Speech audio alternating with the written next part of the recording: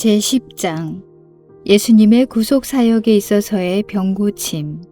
그는 실로 우리의 질고를 지고 우리의 슬픔을 당하였거늘 우리는 생각하기를 그는 징벌을 받아서 하나님에게 맞으며 고난을 당한다 하였노라. 그가 찔림은 우리의 허물을 인하며 그가 상함은 우리의 죄악을 인함이라. 그가 징계를 받음으로 우리가 평화를 누리고 그가 채찍에 맞음으로 우리가 나음을 입었도다. 이사야서 53장 4절에서 5절. 베드로전서 2장 24절은 말씀하시기를 친히 나무에 달려 그 몸으로 우리 죄를 담당하셨으니 이는 우리로 죄에 대하여 죽고 의에 대하여 살게 하려 하심이라. 그가 채찍에 맞음으로 너희는 나음을 얻었나니 라고 합니다. 위의 성경 구절을 통해 죄를 용서해 주시는 예수님의 구원 사역과 병을 치료해 주는 신유의 사역은 아주 밀접히 연결되어 있음을 알 수 있습니다. 하나님의 구속 사역은 영적인 구원과 육체의 구원 모두를 포함합니다. 영혼이 진짜로 구원을 받았다면 몸의 질병이 치유함을 받을 수 있습니다. 그리고 당신이 육신의 질병으로부터 나음을 입었다면 영혼도 구원받아야 합니다. 병의 치유는 구원의 일부분이다. 병의 치유가 개인적인 구원의 일부라는 점을 일단 깨달으면 치유를 위한 여러 수단들은 필수적인 것들이 아님을 알 수 있게 됩니다. 반드시 장로들을 청하여 안수를 받아야만 병이 낫는 것은 아닙니다. 반드시 예수님의 이름으로 명령해야 하는 것도 아닙니다. 반드시 안수해야만 하는 것도 아니고 합심기도나 중보기도를 드리지 않으면 안 되는 것도 아닙니다. 필수적인 것은 예수 그리스도를 영접하는 것입니다. 그 안에 모든 영혼과 마음과 육신의 회복이 한 꾸러미로 들어있습니다. 예수님을 영접하면 즉시 죄와 질병으로부터의 해방이 보장됩니다. 예수님이 우리를 대신하여 병을 짊어지시고 죄를 감당하셨기 때문입니다. 예수님은 십자가 위에서 죄와 질병을 우리 대신 담당하셨습니다. 다음의 성경 구절을 깊이 묵상해 보시기 바랍니다. 이는 선지자 이사야로 하신 말씀에 우리 연약한 것을 친히 담당하시고 병을 짊어지셨도다 함을 이루려 하심이더라. 마태복음 8장 17절. 예수님은 죄로부터 우리의 영혼을 구원해 주시고 질병으로부터 우리의 몸을 구원해 주시는 분이십니다. 갈보리 언덕에서 우리의 모든 죄가 예수님에게 전가되었습니다. 그래서 우리가 받을 형벌을 예수님이 전부 다 받으셨습니다. 갈보리 언덕에서 예수님은 우리의 모든 죄와 질병을 짊어지셨습니다. 그러므로 이제 당신은 질병의 무거운 짐을 짊어지지 않아도 됩니다.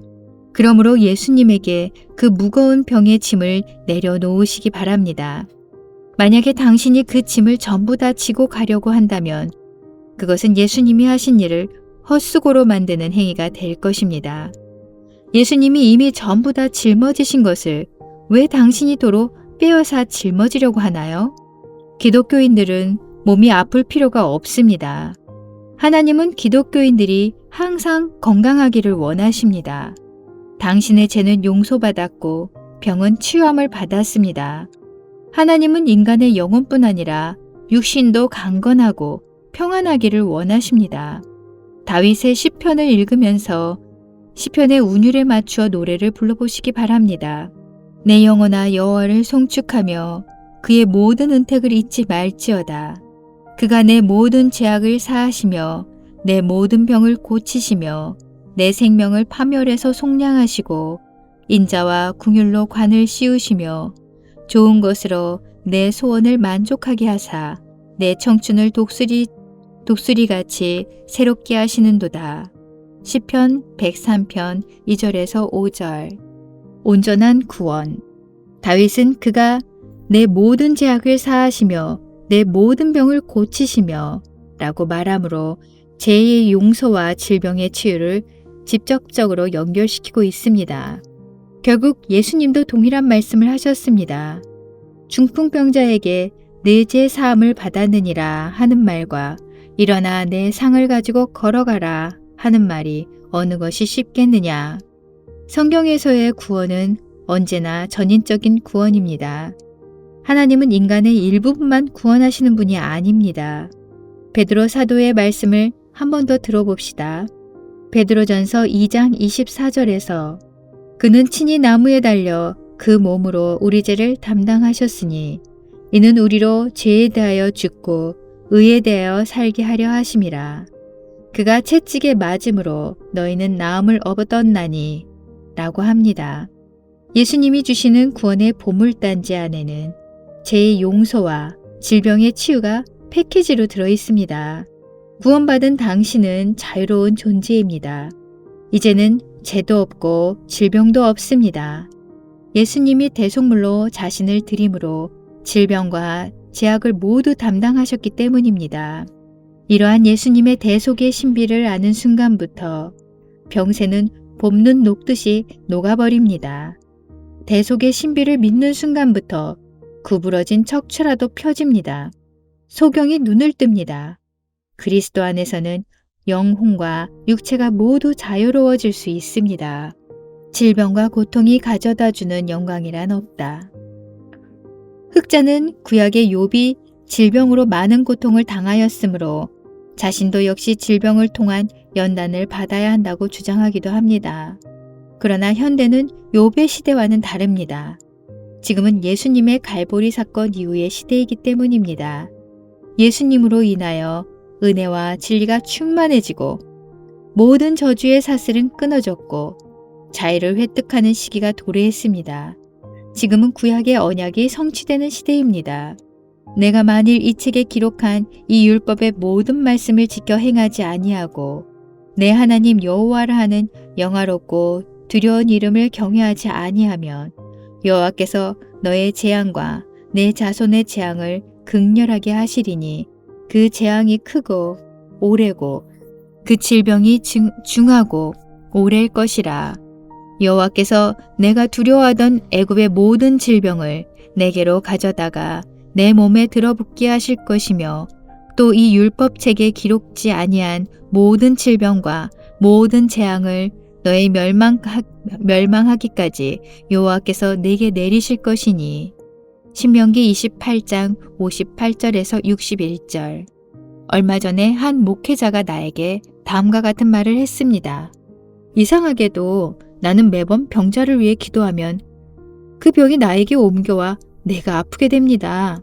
그러면서 그는 인간의 몸이 아픈 것은 하나님에게 쓰임을 받는 방안 중에 하나라고 역설했습니다. 그래서 나는 그에게 죄인을 위해 기도하면 당신도 죄를 짓게 되나요? 라고 물었습니다. 죄인을 회개케 하는 설교를 하기 위해 목회자가 반드시 죄에 빠져보아야 할 필요가 있겠습니까? 나는 그 목회자에게 다음과 같이 말했습니다.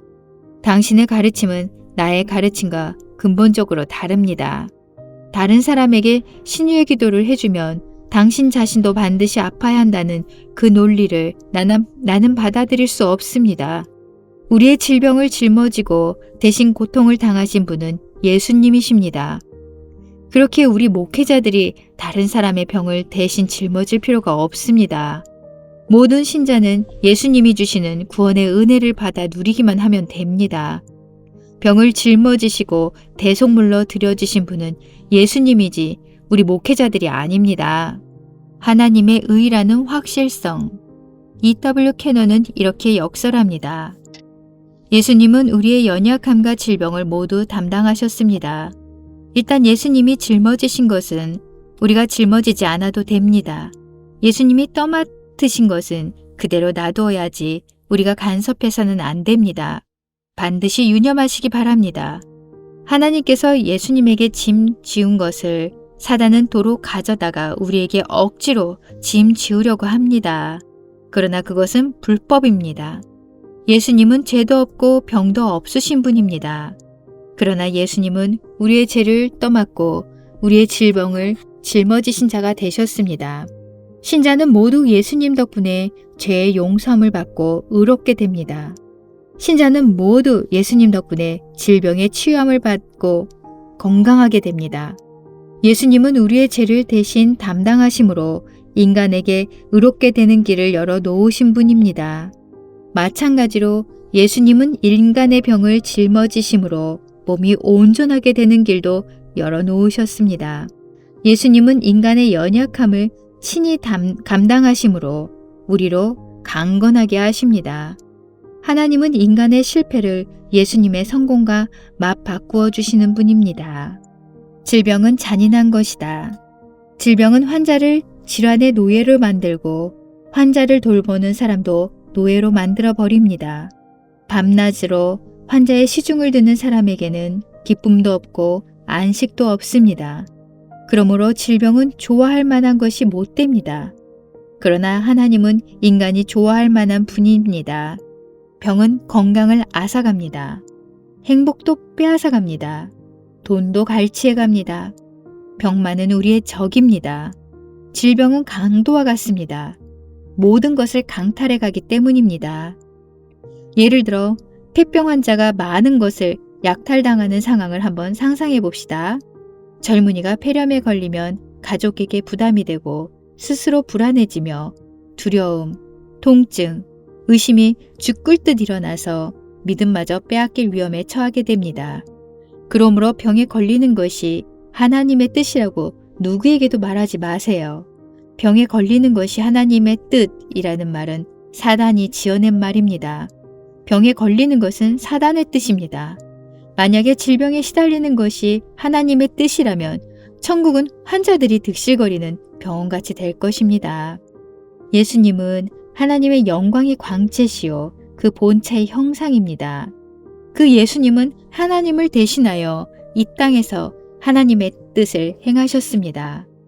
하나님이 나사렛 예수에게 성령과 능력을 기름 붓듯 하셨음에 저가 두루 다니시며 착한 일을 행하시고 마귀에게 눌린 모든 자를 고치셨으니 이는 하나님이 함께 하셨습니다. 사도행전 10장 38절. 질병에 걸리는 것이 하나님의 뜻이라고 믿는 사람들은 악한 영인 적들에게 속아 넘어가는 사람들입니다. 인간을 구원하시는 하나님의 구속 사역에 육신의 질병에 대한 치유가 포함되어 있지 않다고 주장하는 사람은 이단입니다. 믿음의 세계는 자연의 세계에 영향을 미친다. 이 책은 읽는 독자들에게 권합니다. 진리를 깨닫고 그 진리에 근거하여 삶을 영위하세요. 믿고 그 믿음대로 실천하세요. 그러면 건강을 되찾게 됩니다. 하나님의 말씀을 믿는 자를 하나님은 결단코 무시하지 않으십니다. 하나님의 말씀을 믿는 자들의 기도를 하나님은 항상 들어주십니다. 바로 그 믿음은 하나님께서 그렇게도 보기 원하시는 것입니다. 마음으로부터 시작되는 믿음은 곧이어 현실화된 육체적인 축복으로 이어집니다.